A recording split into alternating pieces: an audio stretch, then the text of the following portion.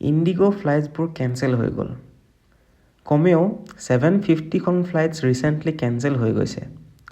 ইমান এফিচিয়েণ্ট ইণ্ডিগো এয়াৰলাইন্সৰ আজি এই অৱস্থা কেনেকৈ হ'ল জানেনে? Recently DGCA director general of civil এভিয়েশ্যনে ছেফটিক লক্ষ্য কৰি কেইটামান ৰুলছ চেংচন কৰিছিলে। সেই ৰুলছৰ মতে পাইলটছবোৰে এটা সপ্তাহত 48 আৱাৰ্ছ ৰেষ্ট পাবই লাগিব, যোনটো আগতে কেৱল 36 আৱাৰ্ছে আছিলে। তাৰ পিছতে হৈছিলে যে পাইলটছবোৰে নাইট লেণ্ডিং কেৱল 2 দিনহে কৰিব পাৰিব এসপ্তাহত। আগতে সেইটো 6 টাইমছ আছিলে। আৰু পাইলট আৰু লগতে ক্ৰু মেম্বাৰ্ছবোৰে 24 ঘণ্টাৰ ভিতৰত মাত্ৰ 8ৰ পৰা 10 ঘণ্টাহে কাম কৰিব পাৰিব।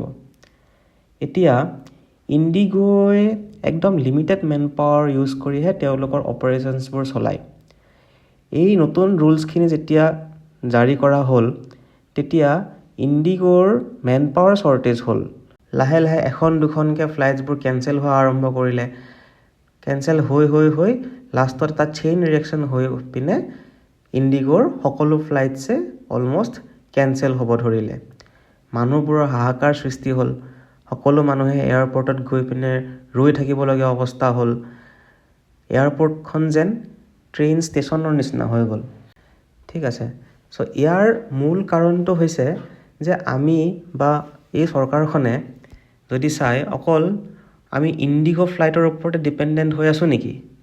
কাৰণ দেখা পোৱা গৈছে যে টোটেল এয়াৰলাইন্সৰ ভিতৰত ইণ্ডিগোৱে আপোনাৰ 65% দখল কৰি থৈ দিছে আৰু 30% আপোনাৰ এয়াৰ ইণ্ডিয়াই দখল কৰি থৈ দিছে।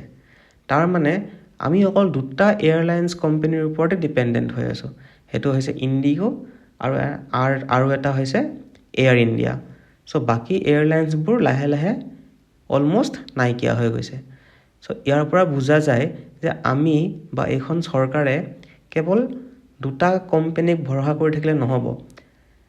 যদিও এই DGCA এই ৰুলছখিনি টেম্পৰেৰী বেচিছত ড্ৰ অফ কৰিছে আৰু আমাৰ ফ্লাইটছখিনিও লাহে লাহে ৰিজিউম হৈছে, কিন্তু আমি এজ এ জেনেৰেল পাব্লিক চিন্তা কৰা উচিত যে আমি বা এইখন চৰকাৰে অকল দুখন এয়াৰলাইন্সৰ কোম্পানীক ভৰসা কৰি থাকিলে নহ'ব।